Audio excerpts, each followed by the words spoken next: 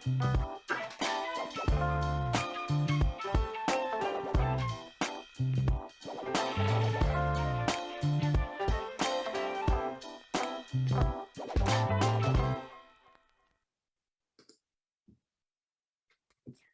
good evening, everyone. Thanks so much for joining us tonight for our chapbook launch. So for everyone who's here, who's just meeting us and our press for the first time, I'm going to tell you a little bit about us. Jack Pine Press is based here in Saskatoon. We were founded in 2002, and for almost 20 years, we've helped poets and artists make weird, beautiful, handmade poetry chapbooks. We encourage collaboration and the sharing and learning of new skills. The intersection of artistic disciplines and the exploration of what a book is permitted to be. Jack Pine Press receives the support for what we do from Sask Arts, and we'd like to extend our sincere thanks to them tonight for making it possible for us to bring you this wonderful poetry and these beautiful books. Enjoy the rest of the evening. Thanks so much, Amy. Yes, welcome everyone. And thank you for joining us tonight for the launch of Coda Fluttertongue 7 by Stephen Ross Smith with special guest Brian Kocher. I'm Taya Gerbeza, a board member at Jack Pine and your host tonight. So before we begin, I'd want to acknowledge the land that Jack Pine Press is located on. You know, we all are coming together from different places and perhaps different times. Just think about the land in which you are living and creating and calling home. So Jack Pine Press is located on Treaty 6 territory, the unceded territories of the Nahiawak, Anishinaabeg, Dakota, Lakota, Nakota, and Dene nations, and the homeland of the Métis Nation. We welcome audience engagement throughout the launch. Say hi in the chat by sending your message to everyone. And, you know, send your praise and your comments. And we welcome questions in the chat throughout the event, as well as there will be a little Q&A later on. Live text captions are also available through Zoom. You can turn them off or back on by pressing the live transcription icon at the bottom of your screen, and you can turn them on. Or off. I also put those instructions into the chat should you need a reminder. Okay, I am so thrilled to introduce our presenter, well, our author and designer tonight, Stephen Ross Smith, poet, prose writer, and arts journalist, has published 14 books of poetry, fiction, and nonfiction. His work appears in print, audio, and video in Canada, USA, and abroad. Over many decades, he's been effective too as a literary activist on behalf of writers, speaking, teaching, organizing, blogging, editing, and presenting. He has lived and written in Toronto, Saskatoon, Banff, Winnipeg, and on Galiano Island. Coda Fluttertongue 7 is the final book in the Fluttertongue series. The Coda visualization is a collaboration with Saskatoon designer Brian Kocher. Smith served as Banff Poet Laureate in 2019 to 2021, was the founding director of Sage Hill Writing Experience, and director of literary arts at the Banff Center. And to introduce Brian Kocher, Brian Kocher is an independent artist, illustrator, graphic designer, writer, consultant, public speaker, husband, and father. He makes picture books, designs award-winning projects, and sits on the Public Art Advisory Committee for the City of Saskatoon. Welcome, Brian and Stephen. And to start us off tonight, Stephen will read a few poems from Coda Fluttertongue 7. All right. I'm not going to say too much by way of introduction, but the Fluttertongue 7 text is really more a visual and a reader experience. But I guess it also can be a sound experience. And I guess I'm going to render a few of the poems too right now from that text. We'll speak more about the visualization in a few minutes. It's number 41. The rapture game proceeds. JD Scooter and Janny Z ratcheted dapper rappers, listening to Jabber Crow to grok, wonky walk in vivid corbid rapture in yammer-eared light, raucous words, laughter, swells and bells the glade, links, chai-i-i-ims and chat-chat-chatters, glad in the fens, fluttering, kinky ginkgo, happy aspens.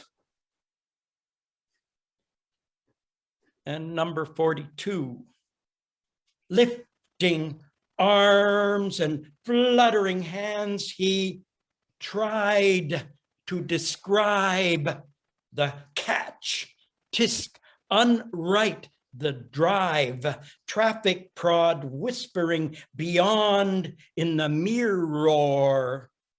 See that strophe? Topo-optographic titillation of beauty. Symbol, symbol string the air, syntax rolls lips. Achoo, tissued, threat, thread, the red.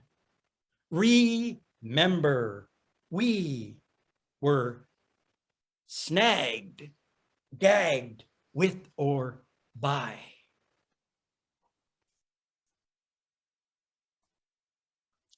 Hit the video. Thank you so much, Stephen. And next, we're going to just play a short video that will show us the making of Coda Fluttertongue 7.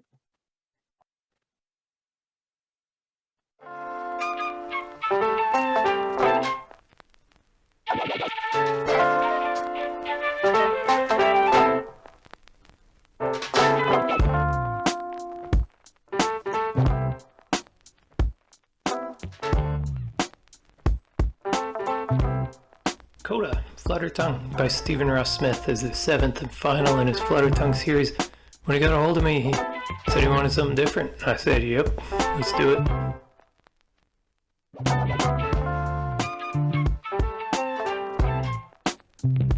The book is in the shape of the Roman numeral 7.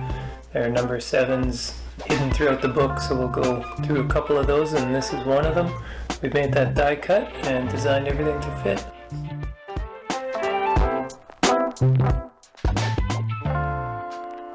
Stephen wrote his book in 7 sections. Each section has 7 poems. Each poem has 7 lines. So that's how we organized the book. Throughout the book we got these 7 paint splotches. If you flip the edge of the book, you'll see them flutter. So I broke some rules and used a ton of fonts, mostly Clarendon, but to make up for that I hand lettered the cover. And all those other fonts are there for wordplay in Stephen's poetry.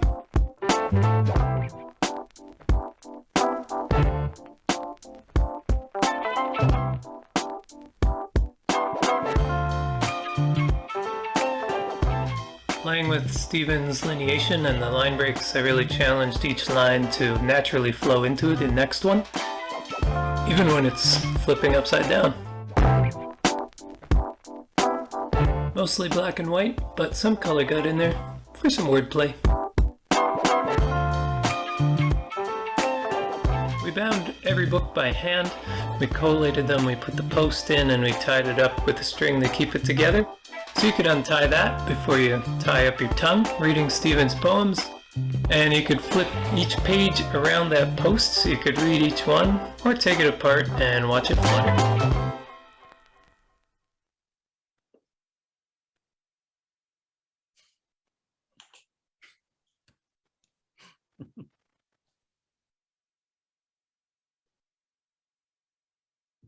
What an incredible collaboration. And I have to say, I love the music. I was bopping in my chair the whole time. So to start our Q&A, I want to let the audience know that you can pop your questions into the chat and I will get to them as we sort of go through some of the questions I have for our guests today. So feel free to do that. I will be moderating. But to start our conversation, what was your favorite part about your collaboration in making Coda Fluttertongue 7? You're asking both of us? Yes, sorry. This is a question for the floor. You started off, Stephen. Okay. Well, my favorite part of the collaboration was that Brian and I had lots of conversations. I had this text, which I'll speak about a bit, but which is not conventional in its typographical form already. The way I was playing with the text and with the notion of this being the last Fluttertongue, the notion of the number 7, which I can speak more about as well. Something about it fluttering, something about not being regularly bound so that it could have some play with the binding, etc. So I talked to Brian about all these notions, and what amazed me was how he took those, probably every aspect that we talked about actually, and found a way to render them visually within the text. And he extended the thinking that I had done up to what looked to be sort of conventionally laid out poems. He took that a step further in a whole other direction, and I felt that this is what collaboration is. Collaboration is when you give up some of your own notions to someone else to enter and to develop and play with. And I mean, Brian created a wow for me in how he interpreted everything we had talked about. So I don't know what that was like for you, Brian, but that's my end of the spectrum. Yeah, I can take that as pretty much the same answer, but it's the type of collaboration that as a designer or really any kind of creative you wish for and seek. It's a lot different than like a corporate client, let's say. So yeah, he came with a very artistic vision right off the bat. And what it was a great working relationship right off the bat. We actually go back about 20 years, just as long as Fluttertongue, when I was working in the print shop that was probably printing the first one, I imagine, because that was a long time ago. And so it's a small world, and we were referred to from a mutual friend, Betsy Rosenwald, and she's a great artist herself. Hi, Betsy, I saw you in there. And yeah, so we just hit the ground running, picking up from that little memory. I remembered his mustache, so that was the cue. And then yeah, we just he was very open, like he said, on where to take it visually and creatively. And so we threw a whole bunch of wacky ideas together, but he was also decisive on what he liked and what he didn't like. And so that just helped everything flow along. Also, having a relaxed deadline was great as well. There's a lot of ideas in the dark hours of night when you're supposed to be sleeping, and you wake up and you're like, hey, gotta write that down. So yeah, it was a lot of fun the whole time. Yeah, we did have a good amount of lead time to evolve the ideas. Really, they could ferment some, and over that time period, because I think we've been working on it for at least 6 months, I think, casually sometimes, but first started the conversation back in I think in the summer, maybe in June, maybe before June, actually. You know what? I looked it up. December, right before Christmas, you got a hold of me. I remember because my answer was, well, I'm a little bit busy with Christmas right now. Do you have time to wait? And you're like, oh yeah, we got time. Yeah, oh my gosh, that's 12 months ago almost. Holy cow. Yeah. Wow. So, it just shows the beauty of collaboration, just hearing you guys talk about this process and how,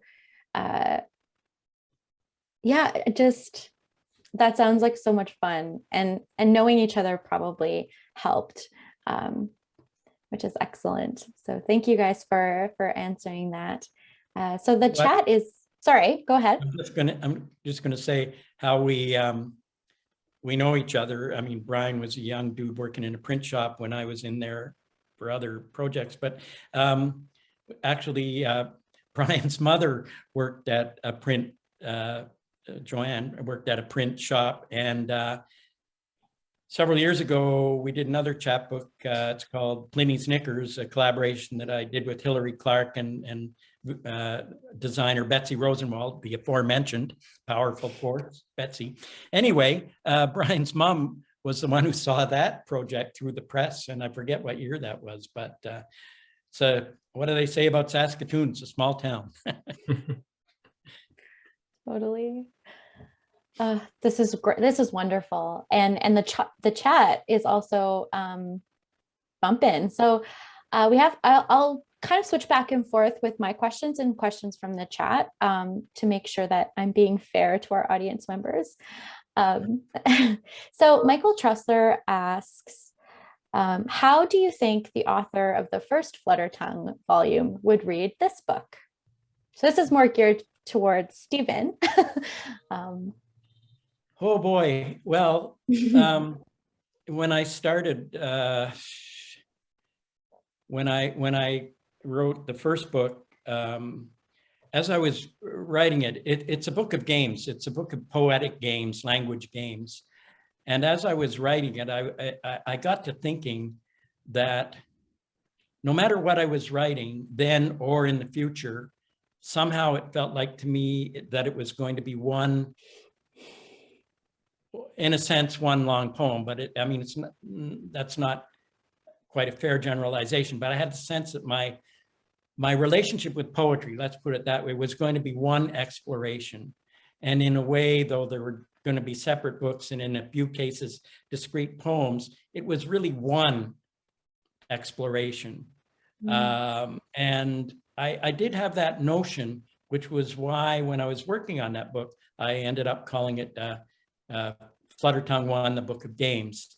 Of course, at that point, I had no idea where this was going to go, but I really did have that feeling that my work was going to be one common exploration. And I think now, and along the way, I realized that what it was an exploration, no matter what it looked like on the page or sounded like or whatever, it was an exploration of the materiality of language and ways that I could compose that materiality. And of course, because poetry has different forms and such, I initiated particular forms sometimes as concepts or constraints in the individual 6 books leading up to this 7th book. And I mean, I could speak about each book individually, but that might take me a long time. But I'll say that I traveled through this notion of poetry being fun, being a game. Of course, it can be serious as well, through endeavoring to incorporate the personal with the innovative in Fluttertongue Book 2, the Book of Emmett. In Book 3, I was reading a lot about and listening to a lot of jazz, and Book 3, called Book 3 Disarray, I wanted to try to write the way a jazz musician plays. I wasn't meaning that I was going to write about jazz, but I wanted to riff the language the way a jazz player plays. And that's what I was trying to do. Successful or not, I have no idea, but you know, that's what I was trying to do. In Book 4, which is the Adagio for the Pressured Surround, that was a challenging book. I got very depressed in the early stage of that composition because I couldn't figure out how to do it. And then I had one day at a solo writing retreat, I had a breakthrough, and I thought, oh yeah, it became one long disjunctional poem. The next book, I had been reading about prose poetry, and so that became the form for that book, and it was to try and capture the rhythms and the tensions and the torts of poetry, but in paragraph form, prose poem form. It also has a sub poem going on about the sex life of moss, but you know, you have to read it to get into that. Moss is very cool, by the way. Anybody who wants to talk about or read about moss is very cool. And Emanations Fluttertongue 6 was a kind of a return to the line poem, the short line poem, the high torque, almost, you might say, discrete poems, but with some relationship through them. And then book 7. I'm kind of going on here a bit, but I'll just say book 7. I have to talk about book 7 because that's what we're talking about. I wanted to end the Fluttertongue concept because it started to feel like it was getting to be well, it wasn't an albatross or a weight. It just felt like it was time to draw it to a close. I wanted to be able to move on to something else, and I had no idea what. So my idea was to grab lines randomly from the previous 6 books, morph them, jam them, put them into 7-line poems, and there would be 49 of them, 7 times 7, 49, playing with the 7, the number 7. And so I randomly selected lines for each poem, and then I morphed them both with changing words, but also with how they looked on the page. And it's a coda. I imagine it's like what a music piece is at the end, and it's a recapitulation of a few aspects, particularly thinking of jazz, with some embellishments. I should say one thing. What's this Fluttertongue thing about? I've had people offer different interpretations from it being, well, I won't even go into those interpretations. But anyway, fluttertonguing is a musical term. And it's what wind players use to create kind of vibrato and flutter. So you'll hear it with flutists, with reed instruments. It's a working of the tongue to get a new kind of sound. And I figured that was a commonality through this work. I wanted to exercise the tongue. In book 1, there's even a recipe for cooking tongue. So anyway, so we have cooked it now, Brian. This is the tongue. Have you ever eaten tongue? I don't think so. Not just my own, occasionally biting down the wrong way, but. So I don't know, is that an answer, Taya? I think the book probably tastes better. Sorry, what's that? I think the book probably would taste better. Not that I'm endorsing people to eat it. We haven't thought of that, but yeah. Yeah, that's something, an edible book. That'll be the next one. The next one will be edible. Yeah. Yeah, that's really excellent. I love this idea of coda being this sort of echo and collaboration with the rest of the series. I think that's really beautiful and a nice way to sort of engage with like your past as like a poet and all this cool stuff. So that was really interesting to listen to. And the next question sort of connects to what you've already sort of been talking about. So Ted in the chat asks how the Fluttertongue series started and the role of collaboration in taking it places you never imagined. And so I guess to maybe clarify that how did the role maybe of collaboration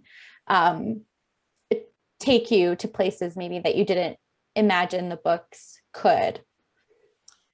Yeah, there's an interesting way of thinking about that, and that is, that the first 6 books were, other than when I worked with an editor, they were kind of my imaginings, my renderings although I did have some terrific editorial input along the way in some of the books. But I feel like they're collaborations with other poets. I'm always reading poetry. I'm very influenced by what I think of as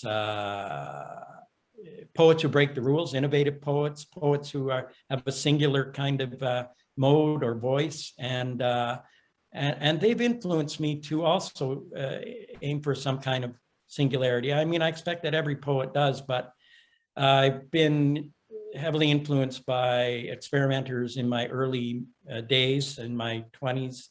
I've been heavily influenced by data and surrealism and that realm, by sound poetry, by music of all extremes, from even you know, current popular music to jazz to the experimental classical music composers earlier on by John Cage. A big influence to kind of get outside the box when you're doing your work. And so I'm always trying to, I don't even know what that box is exactly, but I'm trying to get outside it. I would not call myself a lyric poet. I don't deliver epiphany necessarily. I'm kind of interested in, you know, happy failure, happy mistakes. I'm interested in letting language lead me into what I might say, as opposed to me having something I want to say and then making the language do it.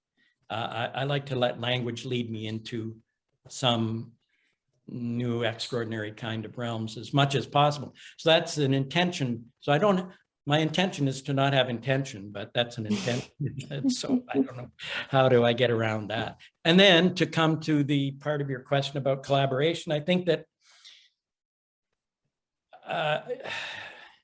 I think it was a natural end to collaborate with a visual, talented visual person, and to have the text go somewhere that I didn't think it of, that I hadn't imagined, somewhere further than my own imagination. And because I was trying to be imaginative with the text, but Brian took it into a whole other dimension. I mean, you saw in that video, amazing. Mm-hmm. Yeah, I was just mesmerized watching that video. And thank you for sharing your process and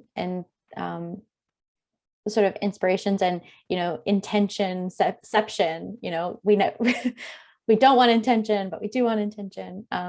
That's really excellent. I've been writing down little notes, happy failure, something to put on a sticky, you know, beside my writing desk. Well, you know, as artists and poets, of course, we often want to make something perfect, you know, we're striving to make that whatever image we have in our minds of perfection.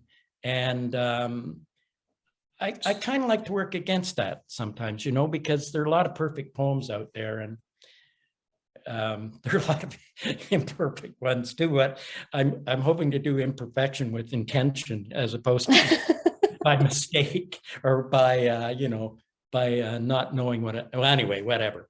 I don't know, Brian. What do you think about all that?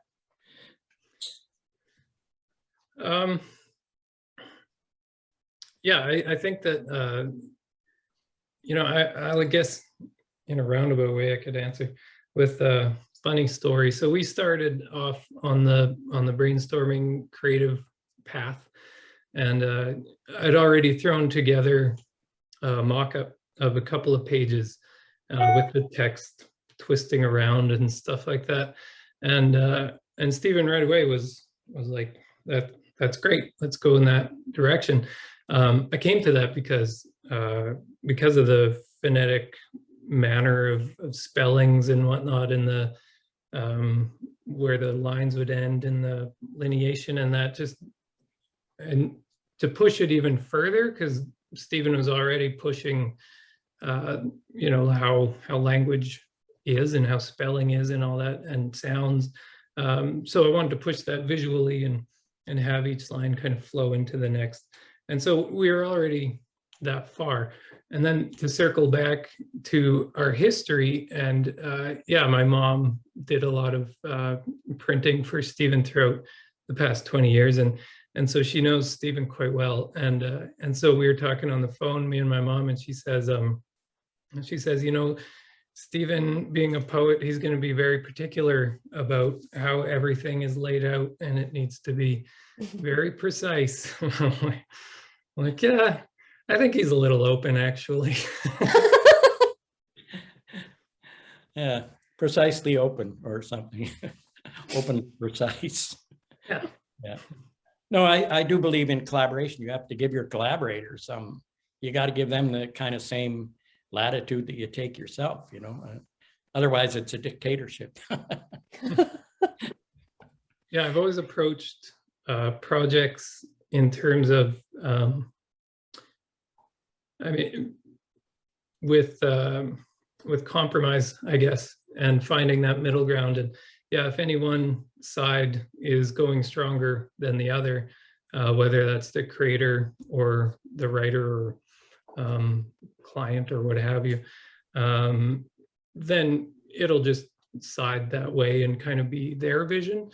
But yeah, this way was just a equal parts, and yeah, I was able to pick up what he wrote and what he sent, and then just go off running wild. And yeah, it creates your final piece that way is a lot more special. It becomes a labor of love for the both of you instead of more so one person. Yeah, absolutely. And what a beautiful, beautiful book it is. And while we're talking about design, we have a question in the chat that asks, was the design influenced by data, is it data? D-A-D-A? Yeah. Publications? Interesting. Or I guess what you could also take from that is, were you inspired by anything for the design, or was it just sort of Stephen's poetry that inspired the design? Stephen's poetry. I like to not research a project at the beginning and just see where I could go with it myself, and then bring in influences after that process. So that's what happened here, but it didn't quite hit the research stage. It was just going off on our own the whole route. So that was pretty fun. But yeah, the Dada movement was interesting. I have a degree in art history, and so I did study that. And I wonder if there's something way back in the subconscious doing something. But I think maybe each decision in putting this book together was maybe too intentional to be Dada influenced. Yeah. Well, yeah, Dada had some randomness. But on the other hand, as I looked at what Brian had rendered, I did think, you know, there are parallels to visual poetry, concrete poetry, Dada, you know, the way words can morph, and if you look through an anthology or something, you can see some aspects, but it wasn't. I don't know if we ever used that word, Brian, in our conversations. I can't remember doing so anyway. Yeah, that was a year ago. Who knows? Well, yeah, no, that was, yeah, we have a lot that went on between then and now. So yeah, I think it was just a sense of adventurousness, really, that textual adventurousness, design adventurousness that took us where we went. I love that, this poetic adventure. We had a poetic adventure, yes. So speaking to this like decades long work, Stephen, did you envision the Fluttertongue series to be a decades long work? What made you decide to wrap it up now? And to sort of combine my question with a question in the chat, how do you know that this is the last Fluttertongue in the series? I was making some notes, about what I might say, and I said something. I wrote in the notes something about this being the last one, and I thought. Then I I forget what I said, but I said, well, maybe. But yeah, because like Hollywood, there's always a possibility of dreaming up a sequel. But at the moment, I think this is the last Fluttertongue. I think you asked me something about, did I foresee this a decade ago? I had no idea where this was going or how long it would go. Or hi, Joanne. I see Joanne's there. I had no idea. Hi, Mom. Now we're waving at Mom now. Hi, Mom. Yeah, I had no idea how long it would go on. Certainly, what was the first one? Was what year was that? I forget now. 90. I have it here.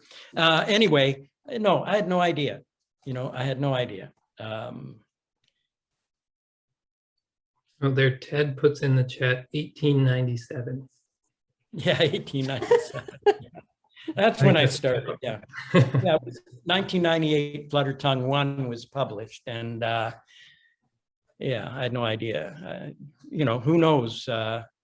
98, 2008, 2018, 23 years ago. Who knows what you're going to be doing 23 years later when you write a poem, or make an artwork, or write down a couple of notes of music. It's really been fun. The concept gave me kind of a way to have momentum, a way to think when one work was done, to think, okay, what's next? We have these voids, I think, after a creative process where you kind of slump down in your chair and you think, oh my gosh, what do I do now? And that has happened to me. It happened to me after Fluttertongue 6, really. When you have something that's a longer concept, at least it gives you a little bit of a rope to hang on to, Totally. So I don't even remember what your question was now, but no, this is great. Just about your process and starting the Fluttertongue series, and I think you gave all of us a lot of rich insight into how you've developed as a poet and the series too, which is really excellent. So looking at the chat, there's one question. I think both of you can answer this one, and it goes back to design and typesetting. So what experiments in typesetting of poetry do you think have been particularly well done? Stephen, you mentioned Dadaism and Surrealism. Any particular examples? Ooh. Well, most poetry is rendered kind of in a relatively, well, I even try to break that rule, the way a poem looks on a page. I try to work against that as well. And I think each book, I'm not going to show each book, but each book looks a bit different on the page. Mind you, the typography tends to be, kind of more or less traditional. Although as I say, I try to break that up. So this book is more akin to visual poetry, or what you might have seen in Dada, or practitioners today. There are a lot of people working with the visual language, concrete poetry, viz poetry, digital poetry, online stuff that moves. There's a lot of that kind of work continuing within the constraints of the page. I like to push, and I think if we're just talking about the page, I think I would have to say that we are aligned somewhere with the people who are exploding the page. Let's just say, with the concrete poets. But we're still using syntax. We're using multi-fonts. We're using morphed lines, of course. So it's hard to say what exactly, what what the primary form of that is and how it affected us. I really think Brian and I we were working within this kind of framework that we had out of our conversations and about the work that we had to somehow get onto paper or heavier stock. I love, by the way, I'm going to draw reference to a couple of aspects that Brian showed in the film, but one is the die cut notion, and the shape of the book. That's the Roman numeral 7, and it was so cool when Brian came up with that concept. And the other thing is the little flip book that he showed in the film. That the moving splotches there. Sorry, I hope I'm not disrespecting by calling them splotches. The little waves in the edge, the flip book thing, fabulous stuff. So we've kind of speaking for Brian and myself, I guess you can talk to. I think there are a lot of different things incorporated into this concept that were way beyond what I was thinking about. Yeah, for the typography influences, I guess, for me, I've been very video focused the last year, and practicing more and more animation myself. And so, yeah, some typographic videos, I guess. So that was probably it. So translating the movement on screen into the movement on page was fun. But I think, though, the shape came first, because Stephen wanted something that wasn't a regular book shape. And so we thought of this, and we thought of how it would stick in a bookshelf and it would poke out at a nice angle. So you're gonna naturally grab Stephen's book. It'll be your favorite. So yeah, I think that shape came first, and then in order to fit the poems into the die cut with all the holes, I had to turn the lines, because I wasn't going to break a line where it shouldn't be. So I didn't, other than like maybe a hard 90-degree angle. But yeah, so yeah, in terms of the typography, that was pretty much the decision making, was just making it fit around all those holes. Yeah, and one of the holes is this, the way the book is bound with this little rivet thing, which is a, where am I here? Which is a screw, actually, a screw rivet thing. And so what it enables, it enables you to fan the book out, as Brian showed in the video. And I figured, like, it's a hard book to read because there are words within words, there are broken phrases, there are weird fonts. It's a hard book to read fluidly. And so I figured, this fanning thing is great, because if it's really hard work reading, you can you kind of can fan yourself, with it. And that's handy, but it also, because of the one singular binding factor, the book flutters, it flutters in your hands even once you untie that little thread that's on the top there. So anyway, that's all I have to say there. That's really great. I think the two major things that drove the decision making was the word flutter and the number 7. Pretty much everything revolved around that. That's excellent. Do either of you have a favorite page that you'd like to show us in the book, or? Quick fan, Brian. Yeah. 8. Poem 8.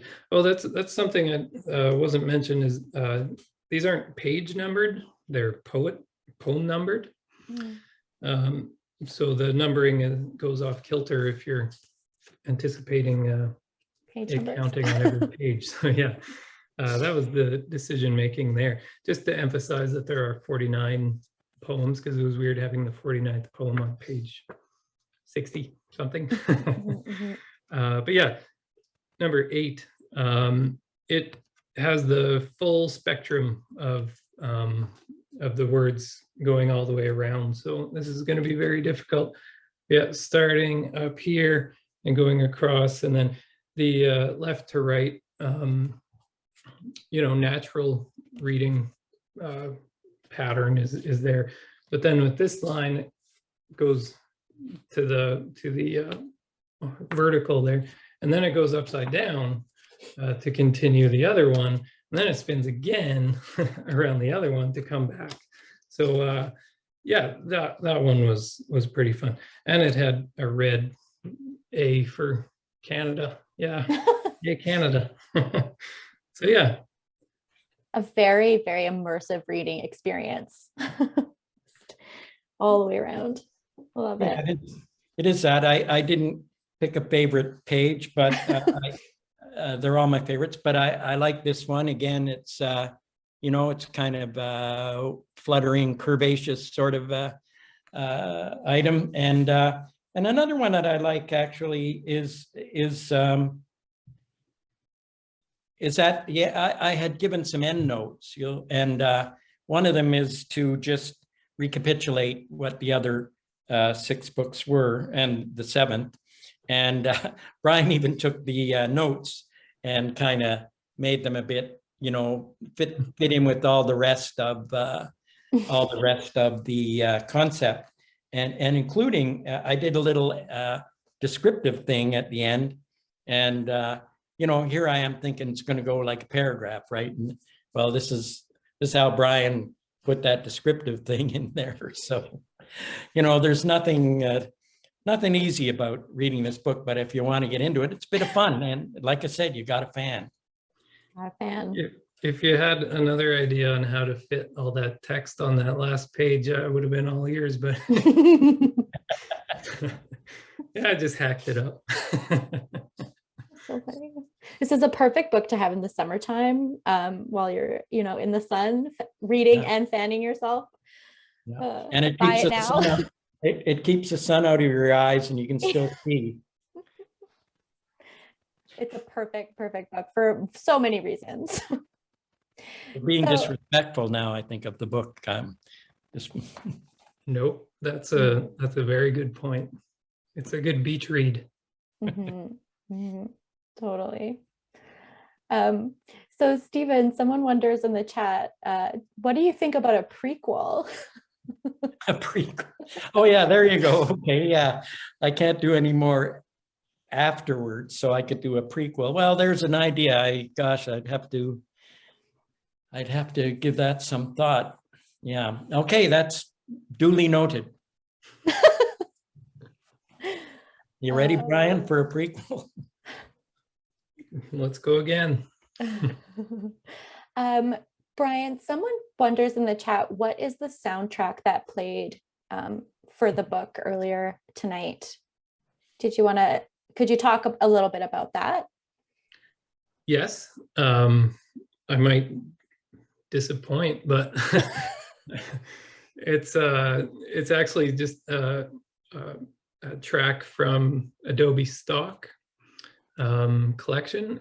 They've done a great job on collecting a bunch of soundtracks and whatnot that you can fully license and use creatively. So that's been nice to if there's any creatives out there in search of music, that's a good way of using something that might suit your project. And so I had a few ideas with the soundtrack and that video. At first, one of them was a very cartoony, I think it was called Late for Work, and it was just very fast paced and very light and funny, very comical. But this one, the jazziness just stuck. It sort of went hand in hand with the spoken word poetry kind of lyrical feel to it. And Stephen even mentioned that book 3, right, was when you were much influenced by jazz. So that kind of comes around full circle. Excellent. That's really cool.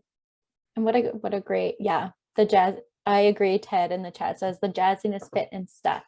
It was a great way to introduce the book. Yeah, I use very technical terms that are definitely words in dictionaries. That's my style. Jazziness. So just keeping conscious of our time together, this has been really great. To sort of finish off our Q&A, Stephen, now I've lost my question. Oh, if you could tell yourself something about your career back when you first launched the first Fluttertongue, what would it be? And also to sort of tie in another audience question, what was the most surprising thing about this series for you as a poet? Yeah, well, two-part questions are always a challenge to remember each part. What would I tell myself now if I was starting number 1 there or something like that? You know, I just followed a kind of an instinct when that concept came to me that I spoke about earlier of in a way, everything being a singular work. I think that, I mean, I by then I had even formed a pretty good ability to just trust some instinct or impulse that I had toward doing something.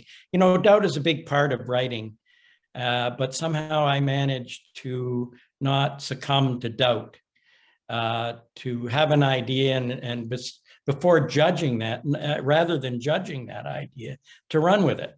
Mm-hmm. And that was what I did with book 1. Having no idea where it was going to go, not even having an idea if I could fulfill this notion of a series of works, but somehow trusting that there was something there. So I guess I would tell myself, if I was now speaking to myself then, trying to live in 2 time zones here, I would say, good, you know, you trusted the instinct and you took the ball and you started down the field. And I would say now, I guess I would say to myself then, way to go, because it took you through a lot of adventures, a lot of landscape, a lot of poetic exploration. And I think that what I gained from that and continuing that method is I learned a ton about what poetry might be able to be, at least for me. Mm-hmm. A ton about language, about form. It led me to other writers, to read other writers. So I would say, you know, yeah, Steve, good on you. You took the ball, you ran with it, and you got all the way down the field anyway. And so, I mean, and I think that sort of applies to anybody, no matter what sort of art practice they have, is you got to trust your instincts, your intuitions, your impulses, and let them lead you, you know. You try and force it. I guess that can work to a degree, but, you know, follow your bliss, I guess. Wasn't always bliss, you know. And I think you asked me something because it made me think of that book. I forget what your question was, but it made me think of a book 4, Adagio. Adagio for the Pressured Surround. That's the whole title. That was the most difficult book because I got really stuck. I had a lot of material, but I couldn't figure out the shape. And I'm kind of going by memory now, but I remember being disheartened, frustrated, doubtful, thought, oh man, this sucks, you know. And but I kind of kept looking at it and fiddling and whatnot. And one day I had I don't know how to, just something blew open in my brain, and I saw how this book could be. And what did I learn from that? I learned from, you know, when you're halfway down the field, you know, you got the ball. Remember that ball? And I'm running down you're halfway down the field and you think, oh man, this is too hard. I can't get to the other end. And I guess it taught me to stick with it, you know, to get a second wind, and you might get a revelation. And so I think maybe that's what I've learned from this process, those two things really. What great lessons to learn and to leave us with too, to think about with our own work and art. So do either of you have anything else you would like to share or show and tell before we conclude our evening with some more poems read by Stephen? We've explored a lot about in the show and tell mode. I think I think that that covers it, except maybe for me to say, you know, I'm grateful to Jack Pine for accepting this concept and saying, yeah, we'll support you with this, and that we could do it. Because to me, these kind of books represent two things. One is the importance of the small press. You know, everybody wants to, well, I don't know what everybody wants, but you know, the importance of the small press, a place where you can experiment, where you can bring new voices forward. You don't have to invest millions of dollars in big print runs and all of that, and promotion or whatever. The small press is vital. It's always been vital to me from my very, very, very early days. And I learned about the virtue of the small press from B.P. Nicol, a mentor to me and an idol for me. And I believed in it ever since. And so that's something about that's meaningful for me publishing this book through Jack Pine. Is here I am, I started writing like, I think it was 4 decades ago, might have been 8 decades ago, I don't know. But the fact that I can still publish with a small press, that I still believe in the small press and its importance, is like, that's really a charge for me. This book is a charge, and the fact that it's coming through a small press is incredible. And the other thing is that these small press books are objects. They're book objects. They're not just a trade book. You know, they're not just the normal, you know, kind of look and binding and size and all that. These books are objects. And I love that aspect, the book object. I love it. Mm-hmm. Well, would you like to read from your book object to conclude the evening? I'm going to cheat and read a piece from the book, but on a piece of paper, because I made the typography clear enough that I can read it without getting lost in the curves and whirls and whatnot. So yeah, the last couple of poems in the book. Extraction, word from words. Poem, a wisp, wordless. Beyond ear's range, feather or bone. In the poem, he whispers. I want to see Santa parade in the mountains. He is at the top of his nature. Kid young and hip, talking, walking with a certain. He beckons, becomes tongues, and oh, the mountains, they do flutter. 49. That one, by the way, I'm reading it because that's a quote from my son, and it sort of gets us into the Christmas spirit, right? The Santa parade. Anyway, number 49.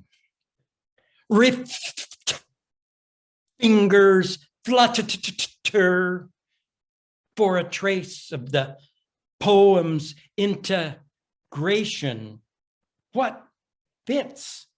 Oh, will I see, sleep, wake, face up to the sprays disguised tears, tears, poems, try to suss, to cup, precipitate in suspension, pens suspension, tilts against profit snatch, disarmed ambrosial, here in I, there, not in I.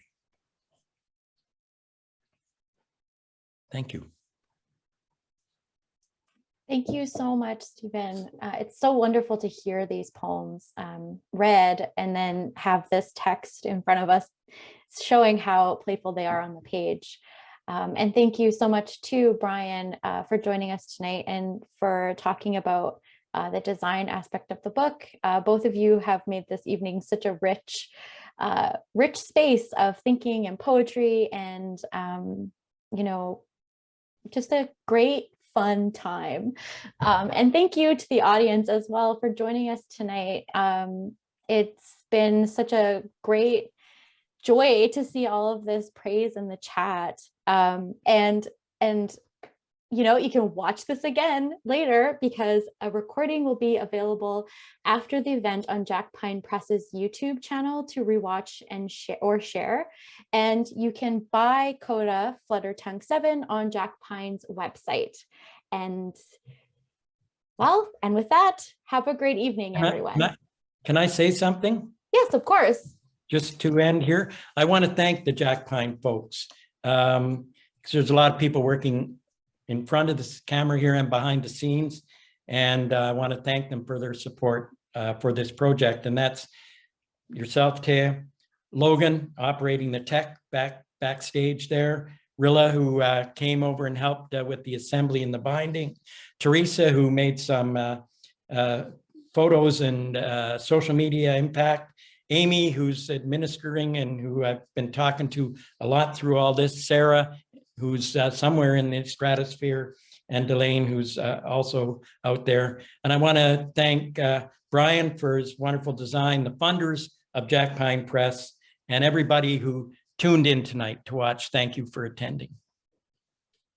Yeah, I'd also like to jump in and just say thank you to Stephen, and it's been such an honor to make this, and thank you to Jack Pine for allowing us to branch out into that creative zone that we did. And I appreciate you all. Thank you so much. Thank you.